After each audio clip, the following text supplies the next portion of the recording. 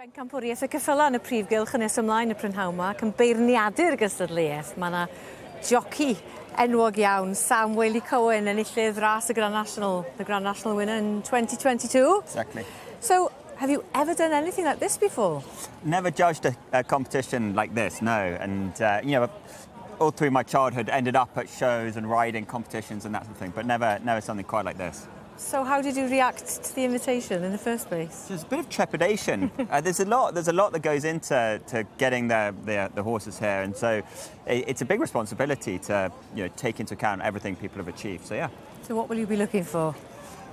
Look, I think it's going to be difficult to separate out an ultimate winner from horses that are just so spectacular already, but you always look in the eye of the horse, see if you can see something beyond their physical presence, and I think.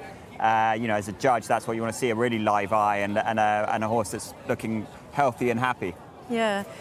What is that relationship between, I don't know, a jockey and a horse, the owner, the people who are showing the horses? It's quite a special bond, isn't it? It is. I think when I rode Noble Yates in the Grand National, felt like for those few minutes, like we were almost one creature. And I think that is the best bond with any animal, but that moment where you're so in sync, sort of absolutely without asking what either one of you is thinking, and it is a very special bond. Okay. You've been at the showground for about 2 hours now, had a bit of look round, had some ice cream yet? Not yet. Okay. That's on the list, though. Okay, yeah. What do you think of it? Oh, it's amazing. It's beyond anything I imagined, to be honest. And here with my children, we went up, we saw the sheep sharing, we've been eating the food, and I've left them down in the main ring watching it all happening now, so it's incrediable. Well, enjoy the day. Thank you. And all the best with that huge responsibility, Sam. Thank you so much.